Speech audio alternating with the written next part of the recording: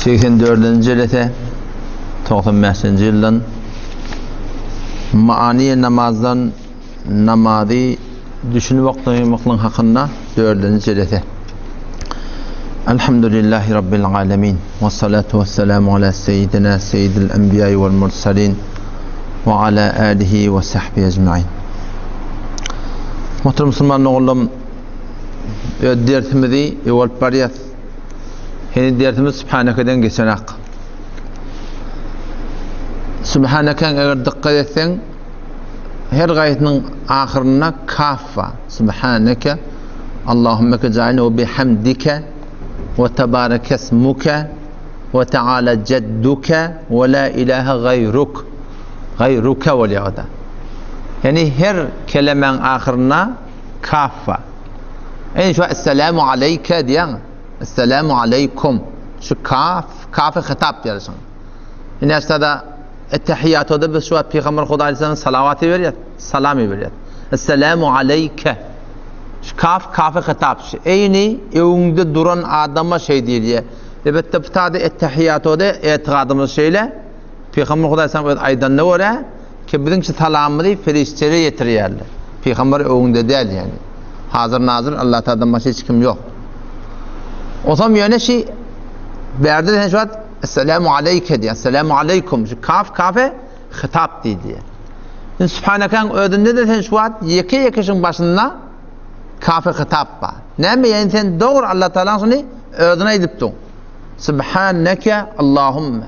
Ya Rabbi Allah sen pakı aratta sen. Ve bihamdike evulmeklige ya Allah senin liyakatın var. Ve tebarek kesmuke ya Allah senin adın bereketli. Ve teala cedduke ya Allah senin şe'nin makamın hem zattan göğünde. Tamam mahlukatlarında yanında benim senin bu mahlukun men yanında da senin şe'nin makamın hem zattan göğünde. Ve la ilahe gayruk. Senden başka men layık ibadet hem bilmiyor. Senden başka ma'bud yok. Neyse kafı hitap. Hadiste de dünün günü ayttim. Peygamber Aleyhisselam hadisine geliptir. Bir adam namaz okuyup duka kıbla karşın tükürmen deyiptir. O ne deyip? Allah Teala önünde var diye Peygamber. Şöyle bir zatçıl Huday Teala. Onun doğrusu ödüne edip dursun. İnistade o da la ilahe illallah diyende gaybana ihtiyacında Allah'tan başka layık ibadet yok. Bu taada Allah Teala'nın doğru ödüne edip dursun. Yani ruh der ruh olup durun yalak. Ve la ilahe gayruk. Senden başka layık ibadet yok. Senden başka layık itaat yok. La ilahe illallah bilen ve la ilahe gayrukum farkı var. Bu taada doğru ödüne edip durun yalak. La ilahe illallah sen gaybane etken. Allah'tan başka layık ibadet bilemek. Bu taada ne diyeceksin? Ve la ilahe gayruk. Senden başka layık ibadet yok.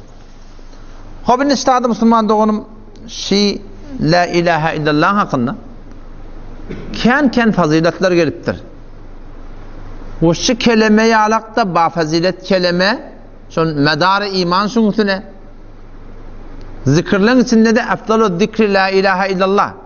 Zikirlerin içinde de en ki zikrin afdalı neme la ilahe illallah demeklik. Bu şu kelime hakkında ken faziletler hem geliri. Hem çınaneki bir hadisin mefhumununa geliyor. Her bir adam ertir akşam 100 sarap la ilahe illallah deyse şol adam erti kıyametin gördün tronuna yüdügöde ayın önlerde yalan oturacak. Bu şuna menes kem faziletler baş kelime hakkında. Bir hadiste geliyor Peygamber Aleyhisselam aytiyor inni la alemu kelimeten memr kelimeni bilen şu kelimeni her kim hak bilip aytsa cehennemin adı şuna haram olacak diye. Ne kelime şu? La ilahe illallah. Şu la ilahe illallah hakkında fazilet dedi. Yeni bir hadiste geliyor mefhum şeyle hiç bende yok la ilahe illallah'ın aytsın ki asmalların kapsona açılmasın. Şu kelime doğruca arşa varacak. Şu kelime doğruca arşa varacak. Beşer diye ki şol kelimenin aydın adam günah kebirlerden kaçsa diye. Şu kelimede şöyle faziletler var. Ve yeni bir hadise geliyor. Men kâle la ilahe illallah muhlisen dekalel cennet. Her kim la ilahe illallah'ın ihlas mı etse cennete girecek. Onun şey hadisleri bizim öz Türkmen iliminin menberinden menabirden şu aydılıyor. Ama çünkü şu kelime açıklanılmayan aydılıyor. O şu kelime bir hormon biz şişirip duran şeyler. Her kim la ilahe illallah dese ahir cennete girecek. Şu hadiste var yani. Cehennemin başına haram oluyor. Şu kelimenin ahirda cennete girecek. O zaman şu faziletleri aydıp şun idinne var avadan açıklanması bolmadan bizim öz ulu il milletimizin umumi suratında illa maşallah ulu kamr galat fikri icad edildi. Kelime aydıglar. Biz de Müslüman ahir. La ilahe illallah bize ayttık ki bir gün cennete gireriz biz. Şey etiqat ba. Huday Teala umidvari qavdat. Umidvar olmasan bolmar. Yöne Müslüman doğanım iman diyenleri hem umidvari gerek hem korku gerek. Şu ikilerden arasında bulunur. Şol iman doğru iman. Yani şu bizim Türk milletinin hani görünüp durunan namaz okuyanak, arada tutanak, yine burada edenak. Onun kullan Huday bilen peygamberin işi yok. Yine de bir vakit sen şu görünüm varsan biz de Müslüman akım. Biz la ilahe illallah ettik kim diye. Biz de bir cennete girer. Müslüman doğan tefekkür ki Allah Teala'nın rahmetine umidvar olmalı. O bir doğru zat. Yöne amel etmeyeni Huday Teala'nın rahmetinden umidvar olmaklık şey çından bir akmakçılık, nadancılık, düşümsüzlük şey. Peygamber ayet ya el-kayyisu men dana nefsehu ve amile lima ba'da'l maut. El-kayyisu akıllı adam zenana ol bir erkek zenana ki nemet ya amel et ya. El-kayyisu men dana nefsehu özün nefsine hitaba çekiyor. Bolup berişine hitaba çekiyor. Terediğin başına varıp dur Kur'an'ın başına, sünnetin başına ben ne kadar ağramma Huday Teala'nın yanına. Ve amile lima ba'da'l maut ölümden sonra amel et ya. Peygamber Aleyhisselam şu adam akıllı erkek, akıllı zenana deyiptir. Vel aciz ve akılsız kim deyiptir? Men ittaba'a nefsehu havaha. Öz hay hevesinin gidinde namaz yok, namaz zamat yok, zikir tilavet yok, hicab yok, mehrem namehrem riayet etmek yok, halal haram taygırmak yok. Ve temenna alallah. Allah'dan ötede hantama men bağışlar deyip. Peygamberin vel aciz akılsız kelle doğru işlerine kınıp. O zaman şu kelimenin faziletlerini aydıp şun kaptan açıklanmadan şu bir ulukan galat fikri her kim la ilahe illallah edene doğru cennete girer mi kadip barakayım. Bizim aramızda bir kaygısızlık gelir hiç korkan ağan. Biz de kelime bir gün cennete girer namaz okuyman ya bir gün cennete girer o cennete girer o. Sahabeler hiç kim kafir demirlemişti. Havariç gelip Hazreti Ali bilen lap kılıçla vuruşup durlar. Hazreti Ali radıyallahu anh şuna kafir demektir. Hazreti Ali ikili vuruşuya bir hak meselenin üstüne, mesela iştihadinin üstüne şöyle birbirine kafir demektirler. Ama bir namaz olsa biri sahabeler kafir derler şu an. 4 mezhepte de 3 mezhepte şu bir namazı öldürmelisin. Bir namazı öldürmelisin. Şu anda yaşama hakkı yoksun. Fakat bizim mezhebimizde şimdi hepsi ebed etmeli. Tövbete çıkarmalı, çıkarmalılardan. O zaman şey kelimeni açıklamalı Müslümanlar. Şu kelimeni açıklamak gerek. Mesela ulamaların ayçına var Mevlana Muhammed Zekeriya Kandehli rahmetullahi aleyh Fezâil Amal'ın Seffi Ponseli Bispen şu çapı kadimini barıp okuyutunuz. Şunu şu meselenin açıklayıptır şu. Şu la ilahe illallah demeklik. Şimdi ne kadar hadiste geliyor sen şunu ayetten cennete girecek. Cehennemin olsun haram olacak falan olacak. Şu neyme deydiği. Şu hadiste neymen hakkında. Kimin hakkında edildir şunu? Müslüman doğun. Şu açıklayışarak mı başardım onu açıklayın. Avvalan ettiya derrivayet ziyade mezmun ahmedes. Ne mezmun? Peygamber ediptir diye men çanan kelime-i midanım kerben de yanında hak danesi ve tehedil bekanet ve ver inhal bemiret hatmen cehennem beru harami şevet an kelime la ilahe illallah. Men şöyle bir kelimeyi bilen ki her bir bende köşen hak bilip içi canı bilen yürekten okuyup da şu halatta ölse cehennemin açan haram olacak. Şu kelime neme? La ilahe illallah. Şu kelime hadisleri şunmanın hadisini eşitip ne Türkmeni bir horma rakım kaygısı ediptirler. Nesine açıklayacaksın Mevlana Muhammed Zekeriya Kandehli bir rahmetullahi aleyh. Olayt ya kan rivayetlerde şuna mengleş mezmunlar geliptir diye. Her kim la ilahe illallah aytsa cehennemin o da haram olacak. Cehennemin o da haram ne mi? Bolsa ne mi? Cennete girme oraya. Kan rivayetlerde şu mezmun geliptir. Eğer muradez hemeyin rivayet İslam avurdan an şahs ba kelimez pes hiç işgal ibaret nemi şevet ki be ittifaka heme ba'd İslam avurdan günah kufr maaf şevet. Şık hadis kimin hakkında deyipti? Ol bir adamdan hakkında olup başarıya diye ki la ilahe illallah'ın aydıp Müslüman oluptur, idiyanda dünyadan qaytıptır. bir ömür kofir bilen yaşaptır, şirk bilen yaşaptır. Birinin davatı var yetiptir. O ahir ömrüne şu la ilahe illallah'ını aydıptır. Ondan sonra da dünyadan aydıptır. Şu hadis kim hakkında diye? Şol adam hakkında. Ki ayda kanım idiyanı ne mi? İmanlı şu dünyadan gidiptir diye. Bizim gurrumuzda kimin gurruğu? İslam'ı avurdan anşap. Bir teyze Müslümanın gurruğu diye. Bir adam teyze Müslüman oluptur. İdiyanı da şimdi ölüptür. Şu fazilet hadiste şu fazilet geliptir ki şon yürekten aydıp da Toran malakın surata hakette dibaytı cehennem açan haram olacak dediği şol teyze Müslümanın hakkında. Bir de yeni akın edi. Bir de taşarda oldu. Bir köhne Müslüman. Bir teyze Müslüman ne? İkinciden niye? Eğer murad enes ki kabla Müslüman mı da bir diyalog Müslüman. Şimdi hadisin mestağını tapacak oluyor. Şu kimin hakkında diye. Avval Müslüman yöne ba ihlasını aydıp ha ahir deminle şu kelime ölüp gitse diye ba tamamı günah kaçırır ki ba yine de Allah Teala'nın fadlından şuna kelimenin bereketini Allah şu bağışlamalı. Peki biz yine dışarıda dur. Avval kıtayda Müslüman mı oluyor? Ki bir köhne Müslüman. Ya bir köhne Müslüman o ahir zeminle Allah'ın tevfiki olup şu dinle la ilahe illallah gelse şu kelimenin bereketine cehennemin oda haram olacak, cennete girecek diye ayttık diye. Heri de bizim ona şamilde. Üçüncüden Mevlana rahmetullahi aleyh Hanefi mezhep ulemalarından az bazı ulema inraham naql kerdi ki in hadis ve hadisi azin no şu hadis ve şunun mende hadisleri ki la ilahe illallah aytsan okuydan yürek içizanın bilen cennete girecek diye ayttık. Be etibar zamanıyız ki ta anbakt ahkamı diğer nazil neşede. O avail İslam'ın gurrun bu diye. O da namaz yok, arada yok, hicap yok, cihat yok. Fakat la ilahe illallah Muhammed Resulullah demek var. Hemşire köşe rivayetlerinde sahabenin hakkında geliyor. Sahabe geliyor fakat Peygamber Huda Aleyhisselam'ın mülakatına geliptir. Ve şu mülakatında da edafa bir görüp de bir hakikaten dadı da yok. Şuna fakat bir davet veriyor Peygamber Huda Aleyhisselam. O tam davet verenden sonra bir cemi davet veriptir. Şu cemi davet verenden sonra hiç kim kabul edenak. Şunun üstünde Hazreti Ayas radıyallahu anh bir tane sahabe.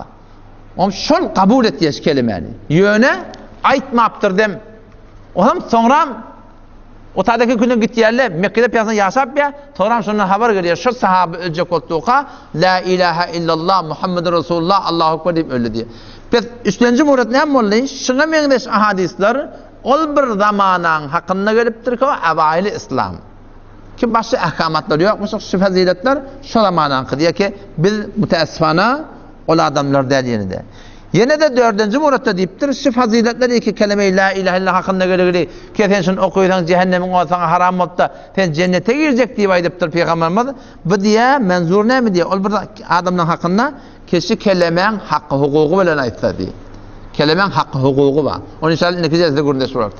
Kelimenin hakkını berza etse, kelimenin tagazahına vara amel etse, şu kelime bizden burada isleye, şuna vara amel etse, o zaman şu fazilet şu adamın hakkında var. İmam Bukhari rahmetullahi aleyh onu tahkik edip aydıptır şu yankımanın hadisleri. Aydıptır ki hemrah ba nedamet in kelimeler beguyet ki hemin hakikat tevbet ve bazı var hemin hal bemiret la ilahe illallah'ın hakikatini nedamet peşimani bilen aytsın ve şu halatta da ölsün. O zaman şu faziletleri ki hadiste geliptir her kim la ilahe illallah deyip aytsa o zaman şu cehennemin o da haram olacak. Bu şu adamın hakkında belki ati adamın hakkında da deyiptir. Ondan sonra 6. günün şey bunu Mevlana Muhammed Zekeriya Kandili tarafından öğüt etti. Onu diye Allah berin metlebe vazih digeri hem vücut darat. Van inas ke mümkün est çizi ke esere khasi darat beraber arzı netevan eser nişan darat. Her datta bir eser var ya diye. Ama şu bir arız olsa, şu kaptandan getir, şu mudahım olsa, şu eserini koyup bilmeye. Mesela ne de sıkmonya deyiptir, bir meri çırpma, bir darı var deyip için geçiriyor deyip. Yani sen şunu attın, senin için ayak kolye içiyorsan radyo olamalı. Ama bu ne mi diye? Şu iç geçiriyen dermansı diye. Yöne diye, bir ne taraf atıptır, atıp da iyi yani yine için katittiyen de atları iyiptir diye. Her davayı ki iç geçiriyen ne mi diye? Şun evine çıkıyor, aylanıyor diye. İçin getirdiği nasıl diye. La ilahe illallah'da da şu fazilet var. Şu kadar eser var. Yani beşer diye ki şun tagazahına vara amel etsen, İslam'ına vara amel etsen, o zaman şu kelime, şu faziletler ne mi çık? Şu adamı netip edecek. O zaman Müslüman doğru başta şun fazileti ne mi? Şu kelimenin fazileti kime oluyor bileyim? Sen şu kadar şu kelimenin başta ne yapıyor da? La ilahe illallahu Muhammedur Resulullah. Şu kelimede nokta yok. Başta ne koydu? La ilahe illallahu Muhammedur Resulullah. Kelimeyi bir nokta diyorsun. Ama kelimeyi por nokta. Var yok kurunsun sünnet. La ilahe illallah'ın Allah tebarek ve teala sizlere yenilecek edip halk ediptir. Ki la ilahe illallah diyende dodaklan kıymırlanak.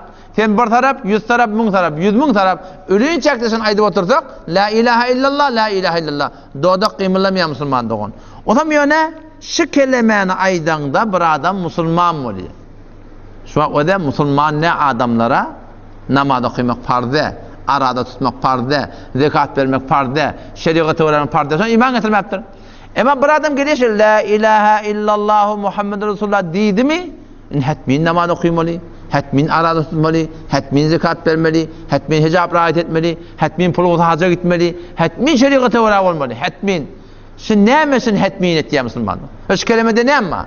Şu kelimede ne ama ki şu la ilahe illallah Muhammed Resulullah diyende şu kelimeden hem de adı boynunu oklayan Müslümandan ha ve de şu kelimeyi eğer biz düşünsek şun maraqi mefhumun düşünsek şu oluyor bizden bir isteği varlık belli oluyor. O da sadece görün o da la ilahe illallah. Beter yenilecek la ilahe illallah. Allah'dan başka la ilahe ilahi yok. İllallah Allah'dan başka. Allah'dan başka ilah yok diye. İlah dediği ne mi? İlah dediği layık ibadet ve layık itaat ve layık muhabbet. Yani vakti bir adam aytiyor la ilahe illallah, yani ben Allah'dan başka hiç kim layık ibadette bilemek, Allah'dan başka ben hiç kim layık itaatte bilemek ve Allah'dan başka ben hiç kim layık muhabbette bilemek. Ben dine Hudaya uğrab olacak dediğiniz. Onun için zaten la ilahe illallah hakkında geliyor da men kâle la ilahe illallah muhlisen dehalel cennet. Her kim şu la ilahe illallah ihlasını etse cennete girer Peygamber. On bir soraptır da ya Resulullah kıyle ve ma ihlasuha. Bu ihlası ne oluyor? Men nezre bileyin şu kelime hakkım aytmakını ben muhlis. Evet muhlisliğin ben nezre bileyin ya Resulullah Huda deyiptirler. Onu Peygamber ayıptı en tehcüzehu en meharimillah. Şu kelime şunu haramdan alıp kalmalı. Şu kelime ne polis alıp kalmalı? Enem uğramasın, atam uğramasın, halk men uğramasın, halkın rıtıva olamayın, tutulamayın, lovgudamayın, yok, hiç gayreti yok. Doğatlamahan utanacak alamayın, hiç gayreti yok. Fakat şu kelime-i la ilahe illallah, Peygamber ne diyor? Şunu memnuattan, haramdan, Allah Teala'nın şeriatı etmedik diyen dağıtlarından alıp kalmalı. Şu kelime nece alıp kalmalı Müslümanlığın? Şu kelimeyi düşünüyorsun da alıp kalıyorsun. La ilahe illallah. Allah'dan başka layık itaat bilmeyen. Şu mukabilinde Kur'an'da her kimin öz hakkında iki tane soru var. Yani iki yerde soru götür, yani bir soru var. Allah tecrübesini soracak deyip de cevap verin sana diye. Efera'eyte men ittekada ilahehu heva. Efera'eyte ayeten gördün mü? Men ittekada ol bir adamı ki tutunup durur. Ne mi tutunup durur? İlahehu heva. Onun ilahı Allah de diye. İlahi heva ve heves. Kahişat-ı nefsaniyetini ilah tutuntur. Sen şunu gördün mü diye Allah'tan. Kim şu? Bela nispet. Bir adamı ki şu kun camiada ile oraya bolu vermelidir. Halka oraya bolu vermelidir. Huda bilen kasam şun ilahı Allah değil. Bile ne yapıyorsun şu? Düşünmeyen ayıptır. Düşünmeyen hem bari ya. La ilahe illallah. Allah'dan başka ilah tuttuğun ne mi dedin? Sen Huda, teması yüreğini Huda'yı tuttuğun deyip de yüreğini oraya yaşadan, yüreğini Huda'yı tuttuğun mu diye. İyile oraya yaşadan, iyile Huda'yı tuttuğun mu diye. Halka oraya yaşadan, halka Huda'yı tuttuğun mu diye. O zaman şu vakti ki ayat-ı Kur'an inenne Addi bin Hatim radıyallahu anh dastanımı ben barha edip verdim. Addi bin Hatim radıyallahu anh Nesrani, Mesihi, Müslüman mı diye. Müslüman mı Kur'an okuyup var yani. Bir para, iki para, üç para, 10 para. O Sure-i Tevbe var. Sure-i Tevbe baranna şonuna durup dur şu. Ayı siyek Sure-i Tevbe bardan okuyun şu da. Durup dur şu da. Şu Kur'an'ın hemmede gülüyalak yöne şu töhmet bir de deyiptir ha. Şu ayı bir de töhmet bir de Yahudilere töhmet, bir Mesihilere töhmet. Peygamber'in yanına gel ya Resulullah şu ayı Kur'an inenekem ayı siyek Sure-i Tevbe bir Yahudilere töhmetçi deyipti. Ne mi deyiptir ayeme göre? İttekadû ahbârahum ve ruhbânahum erbâben min dûnillâh vel mesih ibne Meryem. İttekadû Yahudiler tutunurlar. Ahbârahum öd ulamalarını ve ruhbânahum öd ruhbânlarını erbâben min dûnillâh. Allah'dan gayrı Rab tutunurlar. Allah'dan gayrı Hudâ'yı tutunurlar. Ya Resulullah Huda bir ulamaları Hudâ'yı tutunurlar deyipti. Bir de töhmetçi deyipti. Peygamber aytdı diye megerten şu ulamalarınız halal haram edenine, haram halal edenine, yani doğruyn egre edenine, egreyn doğru edenine, siz şolan hahiş, şolan at avrayı tiydiğinden çüreyim, şolara bolmadınız mı? Bolluk ya Resulullah. Şu ibadet etmek de aslında etti. Elah tutulmak dediği şey. Huda tutulmak dediği şey. Ne şu gün camide Müslüman doğan her kim özünü terede çektin. Vakti ki şu an bizim Türkmen seramızda şu şuar kullen hanım adamlarından peşler ayran kepye ile oraya bol vermelidir nauzu billah dinin tertine halka oraya bol vermelidir nauzu halıkın tertine şunu hiç şek etme şol adamın ilahı Allah değil şol adam halka ilah tutuptur yani bilen en yakın ayısı da o da adiben adam Kur'an düşünüp var ya Resulullah bir de töhmetçi diye da men ne şu konuşan öyle töhmet mi sen Hudayın kim Allah diyerdin ama sen kim Huday tülk yapardın sen öyle Huday tülk yapardın öyle Huday olur Huday diyenler hudaylıklık etmedi Hudayın çobanlık etmedi kargırlık etmedi düktörlük etmedi ayarlık etmedi erlik etmediler sen Huday deyip durdun hudaylık etmedin zendiginde han hudaylığı han hudaylığı sen zendiginde sen öyle Huday mı tuttun halancıdan toy tutuyan halancıdan yağ tutuyan halancıdan meclis tutuyarsın halancıdan da cehin tevellüt tutuyarsın halan yerine de gidiyarsın o sen öyle Huday mı olurlar senin Huday ile işin yok ki o da Müslüman doğan şu kelimeni bir yamaçlardan etmeli. İhlas bilen la ilahe illallah. Allah'dan başka layık ibadet yok. Dine Hudaya oraya olmalı. Allah temizliğine tevfik versin inşallah. Kalan böyle ağır vurun da şey. Şu adiben hatıma da şu ağır deyiptir. Ya şu töhmetçi deyiptir. Töhmetçi ne mi? Bir Huday tutumda kim? Müslüman doğan şu hukukun bizim başına çıkıyor. Bizim bilem de o şuna oraya takaza din İslam'a oraya yaşaman inşallah. Evvel ahir. Allah temizliğine tevfik versin. Vesselamu aleyküm ve rahmetullah.